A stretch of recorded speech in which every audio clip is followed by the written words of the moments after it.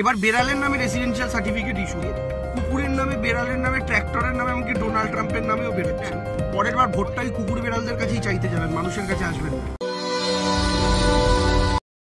কুত্তাবাবু, Trump এবং tractor ইত্যাদি নামে বিহারের রেসিডেন্সিয়াল সার্টিফিকেট আমরা অলরেডি দেখেছিলাম।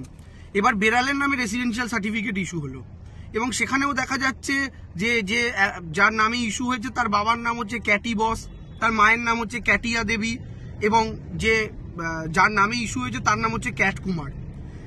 অদ্ভুতভাবে এই রেসিডেন্সিয়াল সার্টিফিকেট কিন্তু বিহারে যে এসআইআর হচ্ছে, অর্থাৎ বকলমে এনআরসি, যেটা বাংলাতেও তারা করতে চাইছে, সেখানে কিন্তু Aadhaar, voter card, ration card accepted হচ্ছে না, কিন্তু এই রেসিডেন্সিয়াল সার্টিফিকেট গ্রহণ করা হচ্ছে।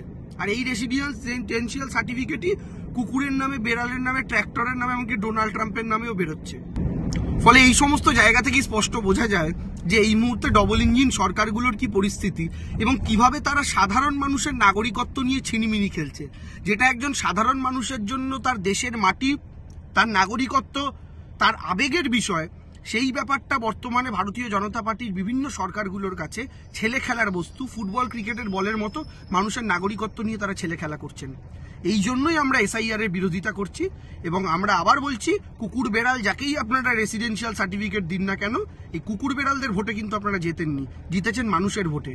সেই মানুষের মাটি কেড়ে ট্রাক্টর, ডোনাল্ড ট্রাম্প আর বিড়াল কুকুরকে যদি রেসিডেন্সিয়াল সার্টিফিকেট দেন, পরের বার ভোটটাই কুকুর বেড়ালদের কাছেই চাইতে যাবেন, মানুষের কাছে আসবেন না।